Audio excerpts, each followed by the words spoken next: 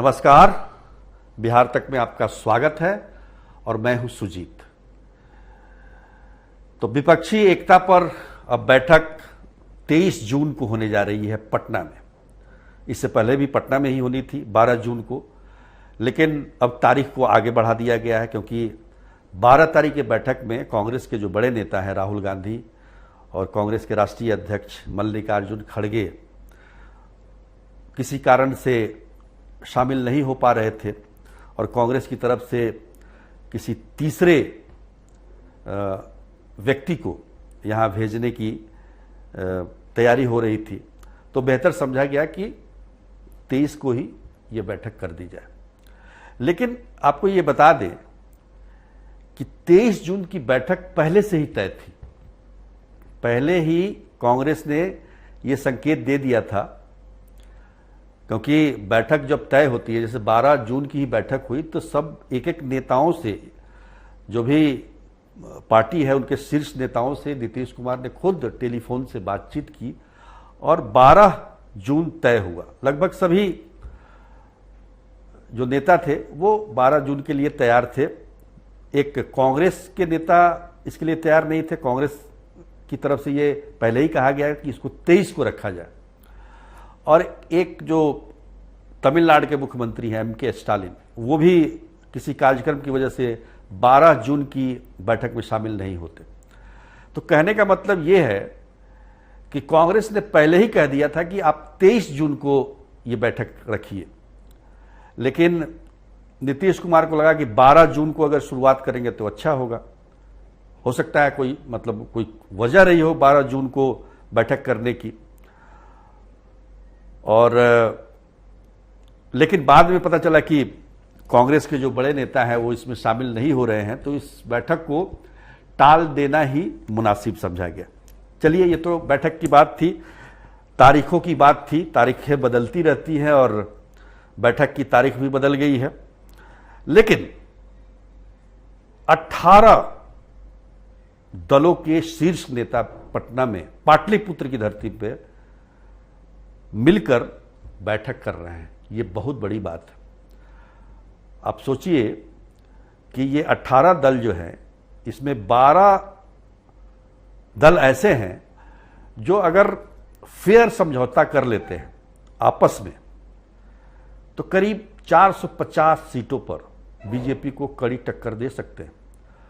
और पिछले 2 चुनाव में अगर देखा जाए, 2014 और 2019, जिसमें बीजेपी भारी बहुमत से जीती, तो उस लिहाज से ये चुनाव 2024 का चुनाव बीजेपी के लिए आसान नहीं होगा। अगर ये मिल बैठकर तय कर लेते हैं। 12 जो दल हैं जिन राज्यों से आते हैं, जैसे बिहार हो गया, बंगाल हो गया, उत्तर प्रदेश हो गया, झारखंड हो गया, तमिलनाडु हो गया, महाराष्ट्र है, तो ये तमाम नेता जब मिलके सीटों को तय करेंगे आपसी समझ से, ये बात अलग है कि हर जगह कांग्रेस को थोड़ा बहुत नुकसान होगा। जैसे बिहार में ही आप देख लीजिए, कांग्रेस को ज़्यादा से ज़्यादा 4 सीटें मिलेंगी, वैसे तो 3 पे ही सीमित करने की कोशिश की जाएगी। इसी प्रकार से उत्तर प्रदेश में भी कोशिश होगी। हालांकि वहाँ मायावती शामिल नहीं है इसमें, लेकिन अखिलेश यादव की समाजवादी पार्टी और कांग्रेस के बीच में, और अजीत सिंह की जो पार्टी है, जयंत चौधरी जिसके अध्यक्ष हैं, उनके बीच में तालमेल होता है, तो कांग्रेस को कितना हिस्सा मिलता है। बंगाल में सबसे बड़ी मुश्किल है, क्योंकि वहां पर तीनों दल जो आपस में लड़ते हैं वो इस बैठक में शामिल होंगे। कांग्रेस भी है, ममता बनर्जी भी हैं और लेफ्ट पार्टियां भी हैं। तो ये आपस में अगर मिलकर कर लेते हैं तो 450 सीटों पर चुनौती दे सकते हैं, जो कि बहुत बड़ी बात है। लेकिन ये कितना कर पाएंगे ये भी देखने वाली बात होगी। पर ये अगर देखा जाए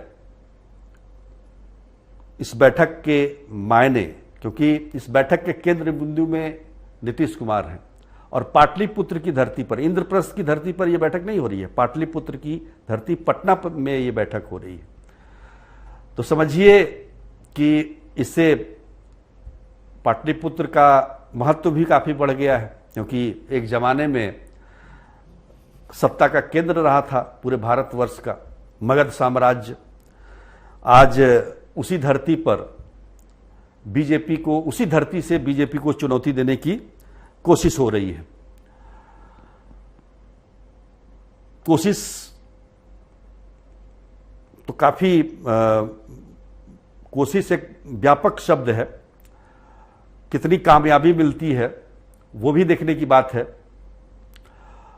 और अगर सभी दलों के शीर्ष नेताओं ने बैठकर, आपस में बैठकर इस पर मंथन करने की कोशिश की है या विचार किया है, ये बहुत बड़ी बात है विपक्ष के लिए। और इसका सारा श्रेय जाता है मुख्यमंत्री नीतीश कुमार को, क्योंकि मैं पहले ही भी बता चुका हूं कि किसी और नेता में ये मादा नहीं है कि सभी विपक्षी दलों को एक साथ बैठा सके। इसमें 2-3 जो दल हैं वो शामिल नहीं है, जैसे कि उड़ीसा के मुख्यमंत्री बीजू जनता दल जो है, या केसीआर तेलंगाना के मुख्यमंत्री हैं, जगन रेड्डी, ये लोग इसमें शामिल नहीं है। बाकी जितने भी राज्य हैं, करीब करीब जितने राज्य तो नहीं, लेकिन 18 दलों के शीर्ष नेता 23 को पटना में जुट रहे हैं, जिसकी तैयारी, हालांकि तैयारी तो 12 तारीख की भी थी, अब 23 की तैयारी शुरू हो गई। आज के लिए बस इतना ही, तब तक के लिए नमस्कार।